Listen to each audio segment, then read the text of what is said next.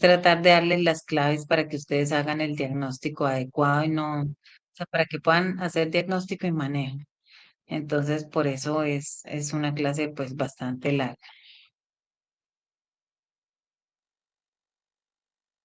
Me faltan como 10 diapositivas, creo, para terminar. Bueno, ya como que no ingresó nadie más. Muy pocas personas ya para el final, 32. Bueno,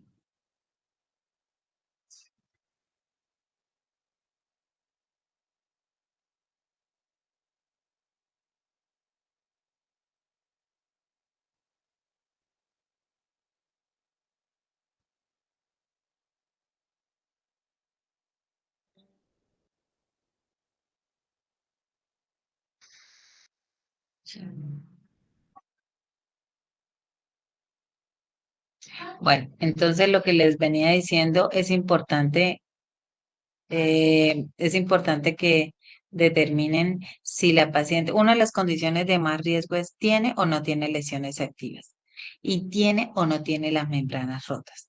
Entonces, si la paciente tiene, si la paciente tiene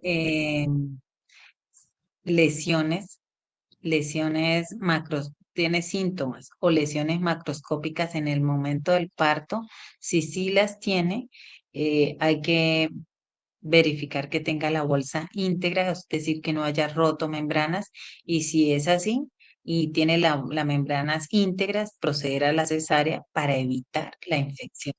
Y si no tiene, perdón, un segundo.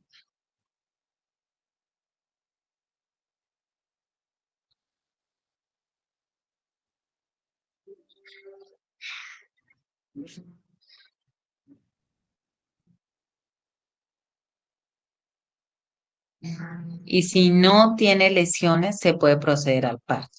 O sea, es clave en esos pacientes revisar el canal vaginal y mirar. Entonces, ¿tiene lesiones? No puede tener parto. Si tiene lesiones, no puede tener parto. Y si no tiene lesiones, sí puede tener parto. Si tiene lesiones y tiene la bolsa rota, ya se contagió ese niño. Y sin embargo, eh, si tiene la bolsa rota y esa bolsa, la ruptura es menos de 4 horas, puede dársele cesárea. Pero si la ruptura es de más de 4 horas, ya está contagiado el bebé y pues digamos que las guías dicen que se puede dar parto vaginal. Sin embargo, hay muchas pacientes que se niegan totalmente al parto vaginal y pues con esta ley de parto humanizado que permite que ellas tomen la decisión, pues realmente uno no las puede obligar, ¿no?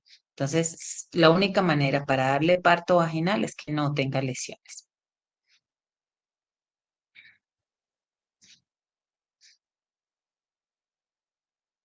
Con respecto a la infección primaria, hay que tener ciertas, digamos, consideraciones. Mm, digamos, o hay ciertas situaciones que generan muchas dudas y muchas inquietudes. Eh, digamos que se puede dar un parto vaginal con mucha tranquilidad si la infección primaria sucedió en los primeros trimestres y al final del embarazo tenemos garantizado que no hay infección primaria. Y la cesárea se debe ofrecer si se ha presentado, la primaria, ¿no? La primera vez que tuvo la lesión, si se presentó menos de 6 semanas al momento del parto. También hay que considerar la posibilidad de cesárea.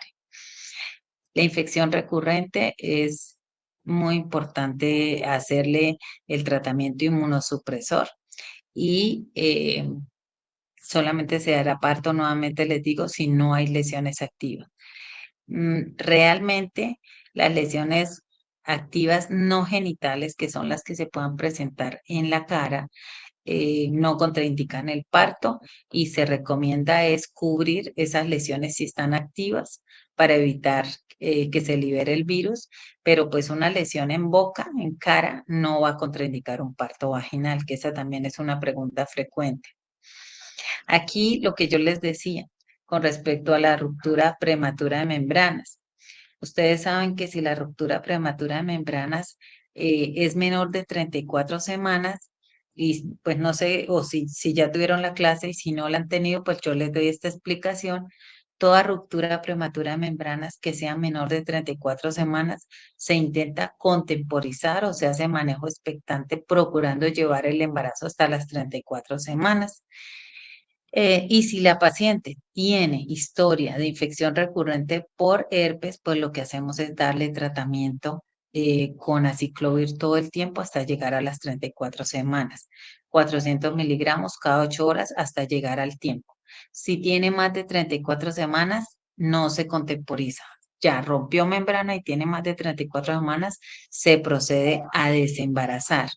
Y ahí es cuando decidimos eh, ¿por qué vía? Si no tiene lesiones activas, el canal vaginal está sin lesiones, pues se pudiera dar por vía vaginal. Si tiene lesiones activas, cesárea.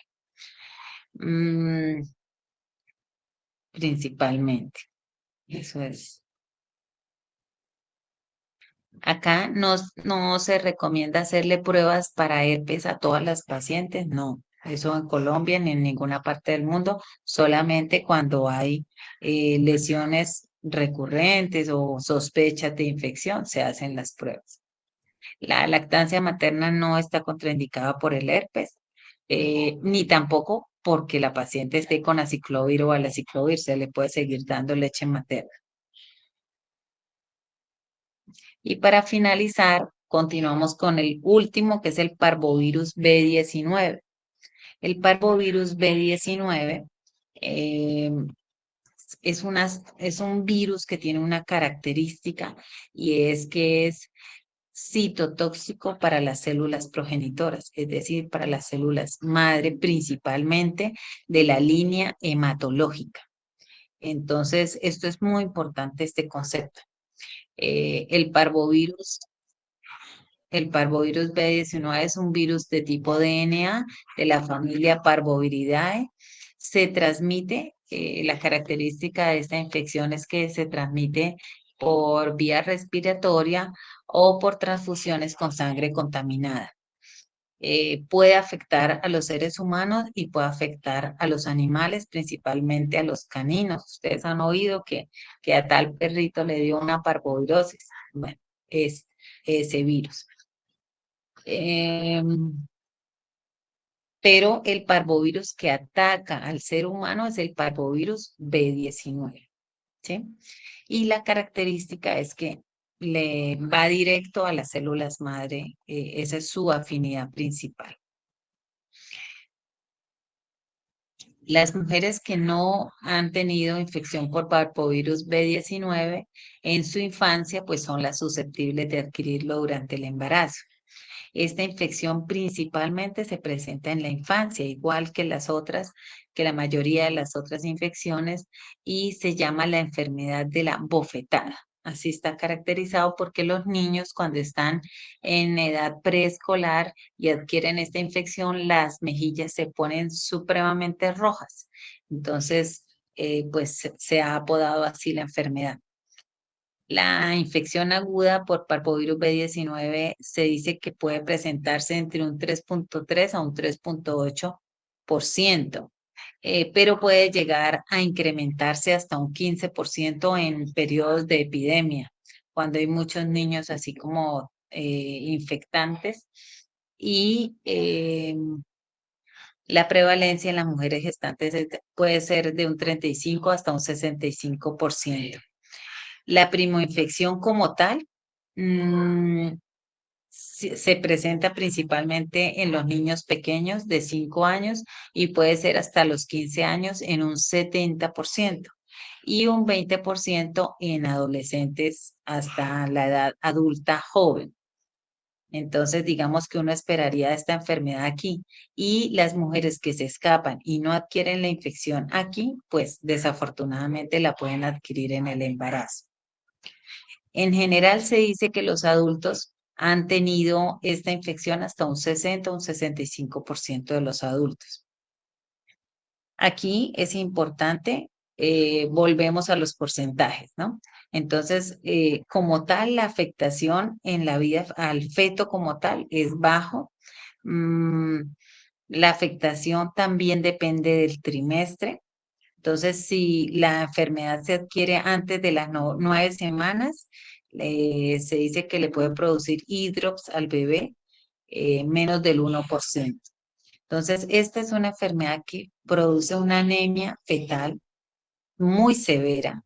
Cuando afecta al bebé, produce una anemia muy severa y esa anemia puede llegar a generar hidrops en el bebé.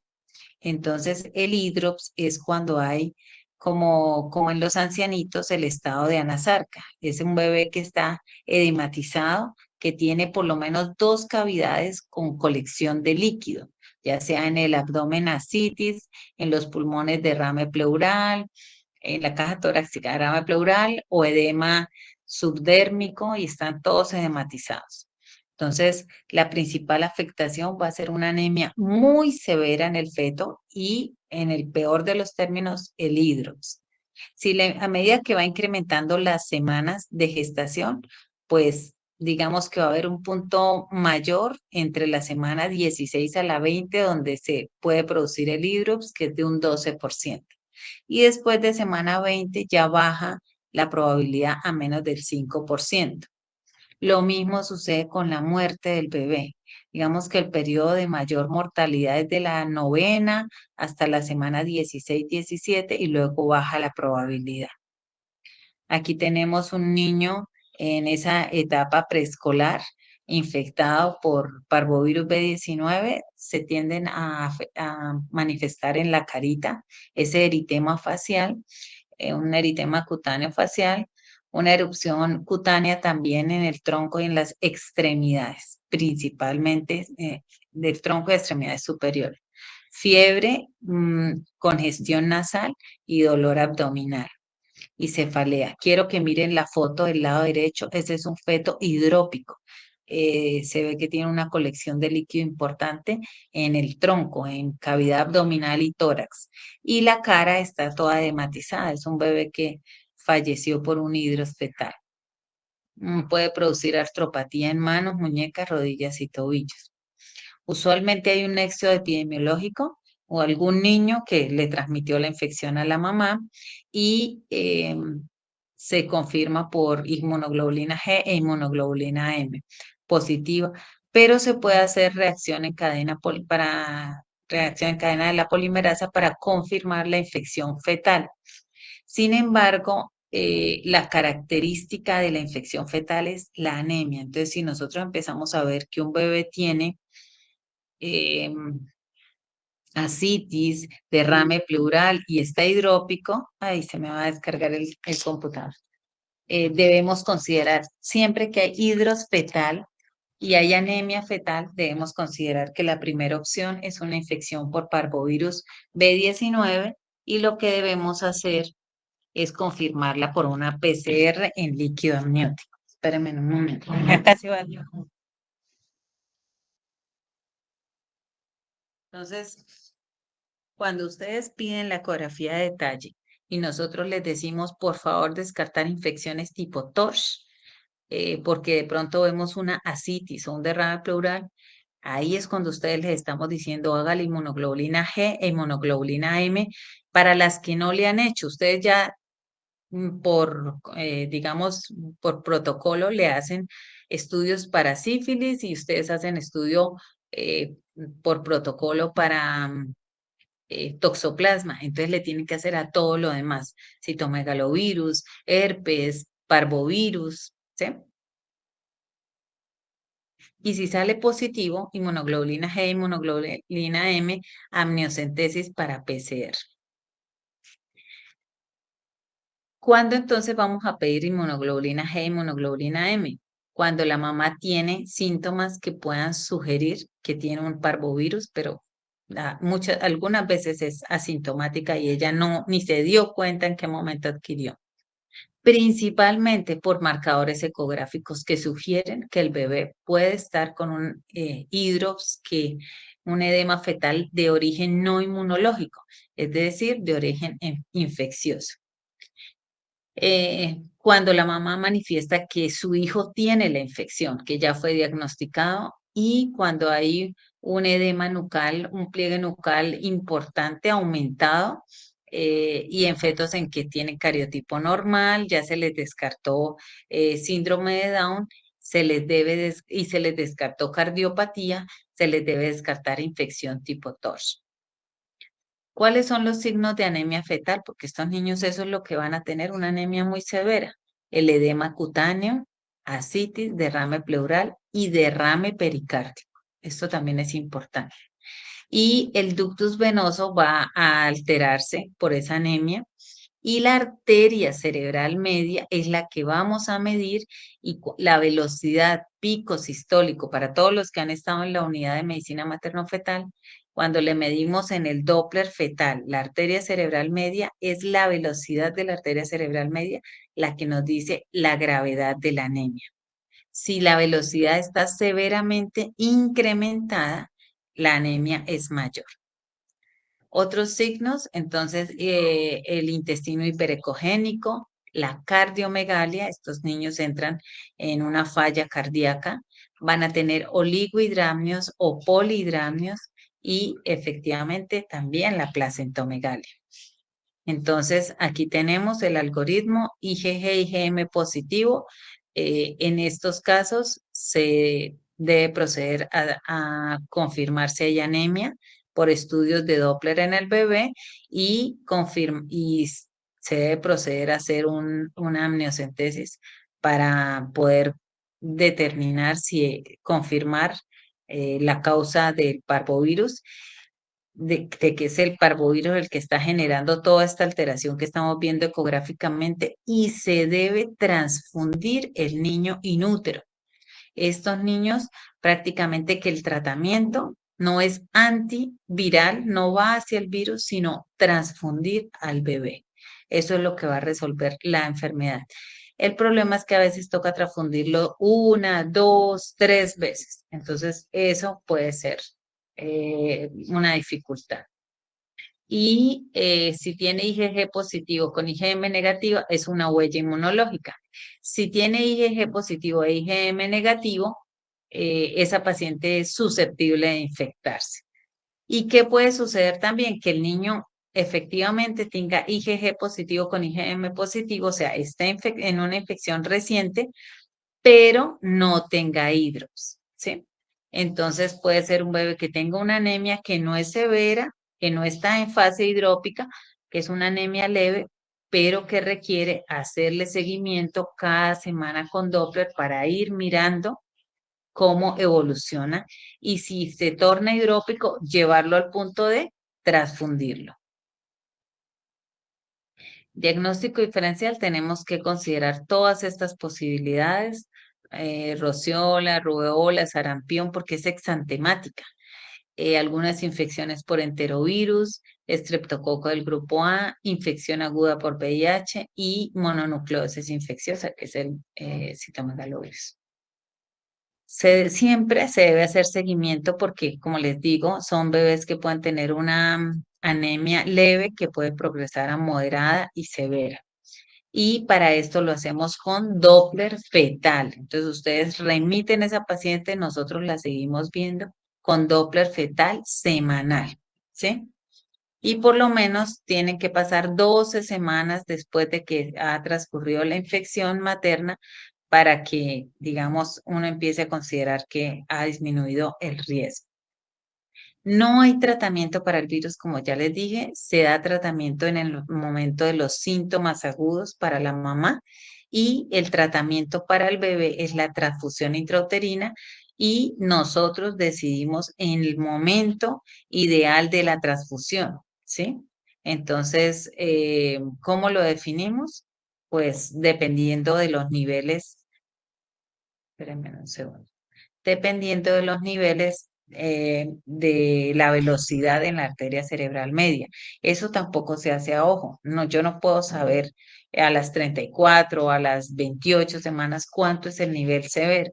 Para eso hay una calculadora, así como les he enseñado de todas las calculadoras que existen, hay una calculadora donde uno coloca las semanas y coloca la velocidad que le marcó la arteria cerebral media. Y con eso le dice a uno si está en anemia leve, moderada o severa. Y dependiendo del grado de la anemia, si es severa, siempre se pasa y se transfunde. Si es moderada, se hace seguimiento 2 veces por semana. Y si es leve, cada semana. Y esa es la última de las patologías tipo TORCH que tenía para presentar. Sé que es una clase muy larga, eh, pero pues es súper importante para ustedes. Todo médico general tiene que conocer las infecciones tipo TORCH y cómo diagnosticar. ¿Alguna pregunta? Doctora, usted decía que cuando era leve, ¿qué se hacía? El seguimiento de la moderada son 2 Dos semanas y veces de por la leve semana y la leve una vez, o sea, una vez. Doppler cada semana. Cada semana esos niños toca seguirlos viendo hasta que prácticamente pasan las 16 semanas después de la primera infección, pero imagínense, 16 semanas es casi que lo que queda del embarazo porque usualmente se diagnostican en segundo trimestre.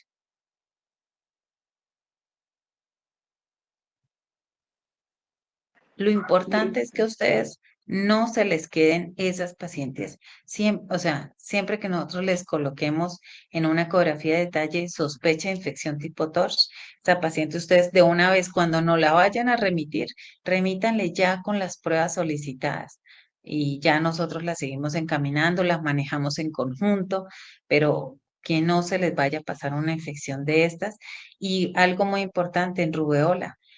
Háganle el chequeo preconcepcional, manden vacunar a esas pacientes que no tienen anticuerpos, que se quieren embarazar. O sea, eso es mejorar y optimizar porque para esas enfermedades no hay un tratamiento directo, por ejemplo, para la rubéola o para el parvovirus. Entonces, es como buscar las estrategias preventivas.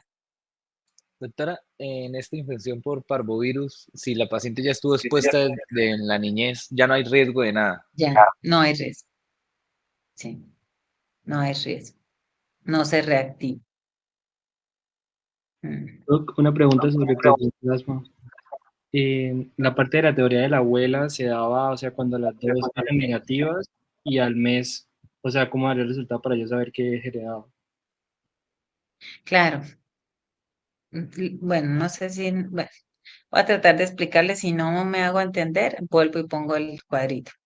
Entonces, es la que tiene IgM positiva con IgG negativa. Acuérdense que en el embarazo se hacen las dos a todas las embarazadas. Que le sale IgM positiva, ustedes le hacen chequeo a las 2 semanas. Sigue estando la IgM positiva, pero se supone que a las 2 semanas, si es una infección reciente, la IgG ya tiene que estar positiva, sale negativo. Entonces ustedes ya van diciendo, bueno, no está llevando el comportamiento usual. Vuelvo y le hago otro chequeo a las 2 semanas. Sigue negativa.